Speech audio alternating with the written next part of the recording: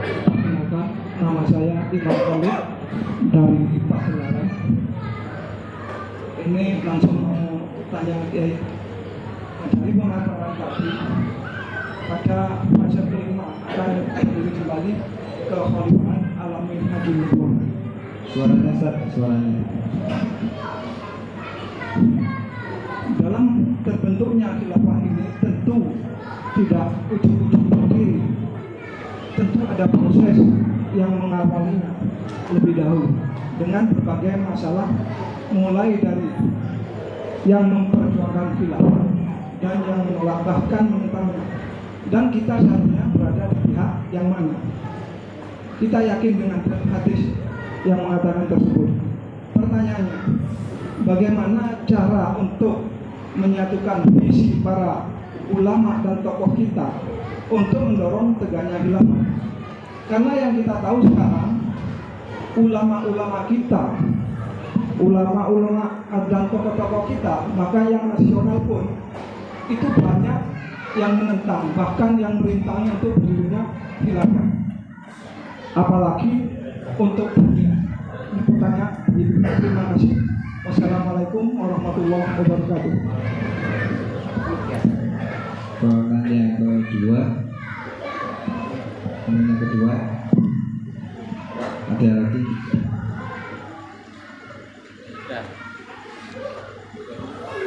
Ibu-ibu dari luar mungkin. Baca dulu ya. Ada. Bismillah. Pertanyaannya tentang masalah nggak ujuk-ujuk khilafah itu langsung muncul gitu ya. Dan mustahil juga kalau pihak musuh yang saat ini berkuasa di dunia tiba-tiba nyerahkan, ya udah ada capek kami, kalian jalan lagi air Islam, kan nggak mungkin juga seperti itu ya. Jadi begini, bulan Februari 2012 diadakan pertemuan 15 negara yang memiliki intelijen terbaik di dunia, diprakarsai oleh NIC. Kemudian hasil pembicaraan 15 negara pemilik intelijen terbaik dunia ini dipublikasikan di New York Times. Apa yang mereka diskusikan tentang siapakah penguasa dan pemimpin dunia di atas tahun 2020. Maka dalam pembicaraan yang cukup alot di tangan para pakar dan ahli, muncul 4 opsi. Pertama Amerika Serikat, yang kedua Cina, yang ketiga adalah elit global ya, dan yang keempat adalah khilafah Islamiyah. Satu persatu dikupas dan dibedah secara teliti mendalam, cukup alot ya, mendiskusikan siapa pemimpin dunia di atas tahun 2020. Amerika dulu yang dikupas. Sisi-sisi kekuatan dan kelemahan Amerika dibedah. Hampir mayoritas sepakat mengatakan Amerika tidak akan mungkin bisa melanjutkan kepemimpinan dunia di atas tahun 2020. Jadi Amerika dicoret. Masuk opsi kedua, Cina. Segala potensi yang dimiliki Cina dieksploitasi, didiskusikan, dan titik-titik lemahnya pun juga dibongkar. Lebih 86% peserta yang hadir sepakat mengatakan Cina terlalu lemah untuk memimpin dunia di atas tahun 2020. Dan sekarang mulai ketemu ya, Amerika dengan Cina sama-sama sudah mulai lemah. Kita kalau masih menganggap mereka besar, sungguh kita sudah tertipu. Amerika dalam keadaan terlemah sekarang. Cina juga sudah mulai mengalami sakarat.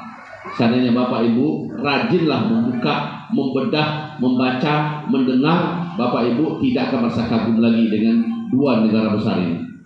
Walaupun begitu, atas nama masih mereka yang saat ini besar masih kelihatan, tapi mereka sudah sangat rapuh ya. Jadi 15 negara pemilik intelijen terbaik dunia ini di opsi kedua juga mengatakan Cina tidak mungkin. Lalu elit global. Elit global inilah yang kita tahu dengan sebutan kaki tangan Dajjal ya. Mereka yang punya program The New World Order dan sebagainya, dengan jejaring mafia internasionalnya, dengan kekuatan militer dan medianya, ekonomi yang mencengkeram dunia, ini dipelajari. Secara ringkas dan singkat, ini juga dikeragui akan sanggup Jumhur atau mayoritas mereka mengatakan ini tidak bisa. Elit global untuk memimpin dunia yang ke depan makin berat. Lalu setelah itu dalam keadaan terpaksa mereka mendiskusikan peluang dan kemungkinan khilafah Islamiyah kembali menguasai dan memimpin dunia sebagaimana dulu ribuan tahun Islam telah pernah memimpin dunia.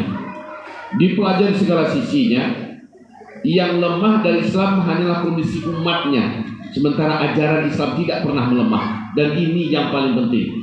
Seberapa hebatnya perjuangan untuk merubah Al-Quran, sampai hari ini Al-Quran tidak pernah berhasil dirubah. Sementara dari segi nilai-nilai yang ada di dalam ajaran dan prinsip-prinsip Islam tetap terjaga dan terlindungi dengan baik di kitab-kitab Taurat. Dan para pemuda-pemuda yang terus bermunculan sebagai pemuda-pemuda militan, orang-orang cerdas terus bermunculan.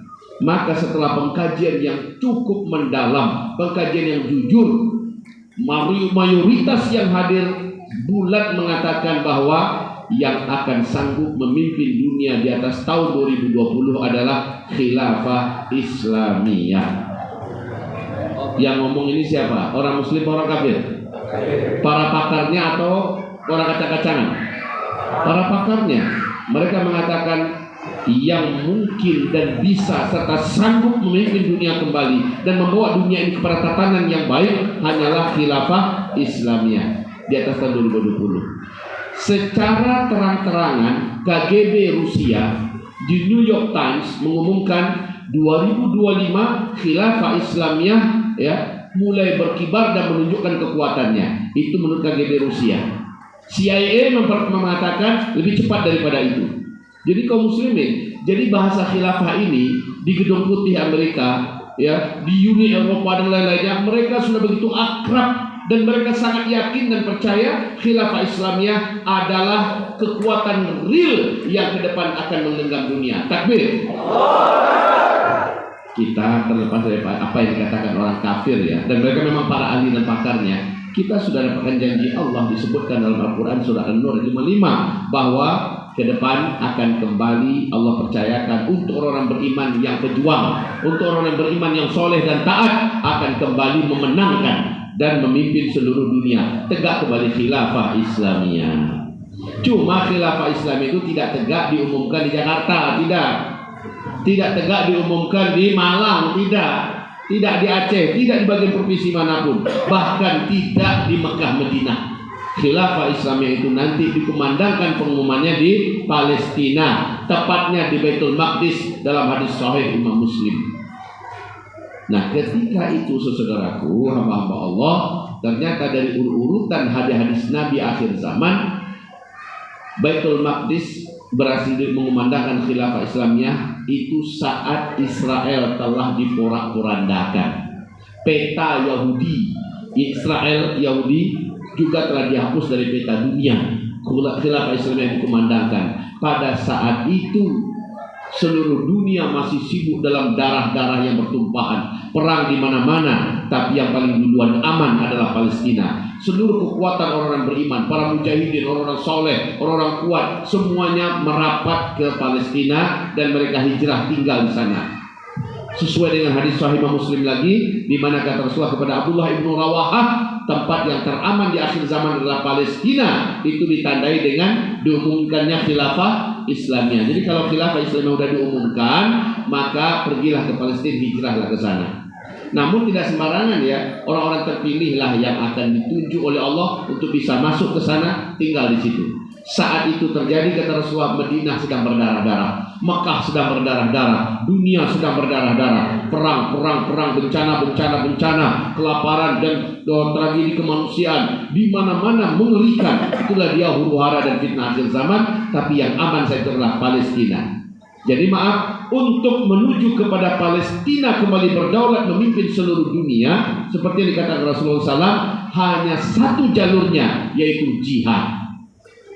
Hadis yang dibacakan tadi diriwayatkan oleh Abu Daud, di mana Syekhul Islam Ibnu Taimiyah dalam kitab Majmu'atul Fatawanya menjelaskan hatta tarji'u ila dinikum, dijelaskan makna tarji'u ila dinikum dikaitkan kepada awal lafaz, awal hadis. idza taraktumul jihad, kan begitu intinya. Kemudian ditutup dengan hatta tarji'u ila dinikum. Kamu kembali kepada din kamu. Makna din di dalam hadis ini, kata Ibnu Taimiyah, Syekh Islam Ibnu Taimiyah di dalam ensiklopedia fatwanya, makna din sehingga kamu kembali, sehingga Allah akan kembalikan kemuliaan kepada kamu adalah kamu kembali berjihad. Kamu kembali angkat senjata. Dalam rumutan hadis fitnah akhir zaman, kemenangan Islam di akhir zaman adalah dengan perang dan jihad. Dan itu di Palestina. Di Palestina. Ingat itu baik-baik. Sekarang kita di Indonesia akan perang nggak nanti? Jangan diminta-minta perang. Saya kalau suruh milih hidup damai dengan perang, saya pilih hidup damai. Ya, jangan minta-minta perang. Jangan cari gara-gara. Kita mau perangi siapa? Pemerintah. Kita mau perangi apa? Komunis, Cina. Apa persiapan Anda? Apa persiapan kita? Jangan cari-cari perang. Tugas kita saat ini adalah bersabarlah menjalankan syariat Allah sesanggup kita. Istiqomahlah dengan memegang akidah al-wala wal bara. Berpeganglah erat dengan Al-Quran dan Sunnah. Itu saja tugas kita saat ini. Tapi ketika menurut Allah sudah dibunyikan gong jihadnya, saat itu tidak boleh ada yang lari. Yang lari murtad. Pada saat itu Allah pasti tolong kita. Sekarang dadanya pada sakit pasti. Sekarang dadanya pasti pada nyesek. Kenapa begitu banyak kezaliman dipertontonkan, ditopang, didukung oleh kekuasaan dan kekuatan? Begitu telanjang saat ini kezaliman dipertontonkan, betul tidak? Pada sesek-nyesek dada ini. Lalu apa obatnya? Allah sudah sebutkan dalam surah At-Taubah ayat 14. Qatiluhum yu'adzibhumullahu bi'aidikum. Perangi mereka, Allah akan azab mereka melalui tangan-tangan kamu. Jadi habis doa saja, hancurkan ya Allah, hancurkan ya Allah. Tapi nggak mau pemerangan mereka. Bagaimana Allah akan turunkan? Sementara dalam ayat ini Allah mengatakan yu'adzibuhumullahu bi'aidikum. Perangi mereka, Allah akan azab mereka, tapi melalui tangan kamu. Melalui perang itu Allah akan azab mereka. Wa yukhzihim, Allah akan hinakan mereka. Wa yansurkum alaihim, Allah akan menangkan kamu di atas mereka. Allah akan tolong kamu pasti menang. Wa yashfi sudura qaumin mu'minin. Allah akan, dengan perang itu Allah akan sembuhkan rasa sakit yang sudah menggumpal, yang sudah menggunung, yang bersemayam di dalam dada-dada orang beriman. Sekarang orang beriman pada sakit semua dadanya. Betul tidak? Betul tidak? Ngobatinya gimana? Enggak bisa dengan doa kaum muslimin. Doa aja enggak cukup. Doa harus sebagai salah satu bentuk curhat kita kepada Allah. Kita minta solusi dari Allah, kita minta pertolongan dari Allah. Tapi Allah nyuruh kita qatiluhum. Masalahnya kapan kita memerangi mereka? Siapa yang akan mengomandokan perang? Ya. Dan siapa yang kita perangi? Siapa yang mengomandokan perang? Apa persiapan kita untuk perang? Untuk masalah ini tolong jangan ada yang mendiskusikannya. Paham sampai di sini? Paham sampai di sini? Tugas kita apa sekarang? Persiapan perang itu apa? Persiapan kita apa sekarang ini? Persiapan kita apa saat ini kaum muslimin? Persiapan kita adalah menjalankan perintah Allah dalam surat Al-Maidah. Perbanyaklah amal ibadahmu, ketatkanlah sholat 5 waktumu berjamaah, kuatkanlah infak sedekahmu untuk agama Allah SWT, dan jangan buat dosa maksiat. Berdoa. Di lain ayat Allah menyuruh kuatkan fisikmu, kuatkan, nyalakan para jihad yakin. Kapanpun aku siap ya Allah. Tapi nggak boleh kita yang memulai, nggak boleh kita yang cari gara-gara, nggak boleh kita membuka api perang itu. Allah sendiri membukakan. Nabi Muhammad nggak ada niat untuk perang Badar. Para sahabat juga nggak ada niat, nggak siap mereka. Benar-benar nggak siap, kayak kita sekarang nggak siap. Tapi kalau menurut Allah sudah saatnya terjadi, Allah akan persiapkan bala tentara langit turun ke bumi, mendampingi bala tentara di dunia untuk memenangkan peperangan. Takbir. Sekarang kita nggak punya senjata, kita nggak punya apa-apa. Jangankan pegang senjata, Pak, pisau dapur aja kita pegang, teroris kita dibilang. Ya, inilah nasinya umat Islam. Tapi ya sudah, sekarang persiapan jihadnya adalah banyakkan ibadah.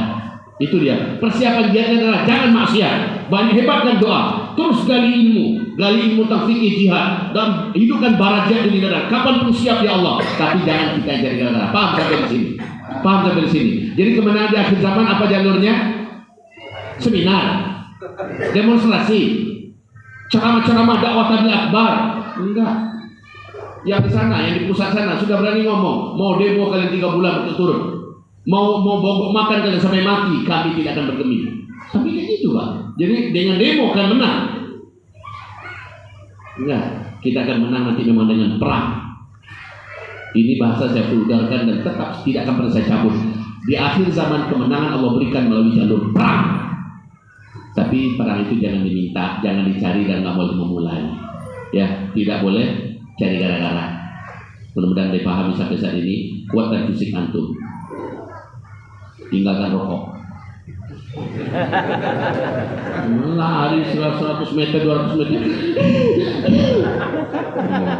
Bangun sholat subuh berjamaah ke masjid. Ya, isyaknya pastikan berjamaah di masjid. Sholat 5 waktunya pastikan ke masjid. Sedekahnya, walaupun sedang payah-payah ekonomi, tetap bersedekah, berinfak. Karena itu membina sebuah kualitas karakter kepribadian dan kejiwaan yang kokoh. Berajin berinfak dan bersedekah untuk menegakkan agama Allah. Walaupun sedang payah ekonomi, tetap yunfiquna fis sarra'i wad dharra. Begitu. Ini adalah karakter orang-orang yang akan Allah siapkan bila hari hanya tertiba. Allah akan siapkan kita, insya Allah Ta'ala. Demikian mungkin.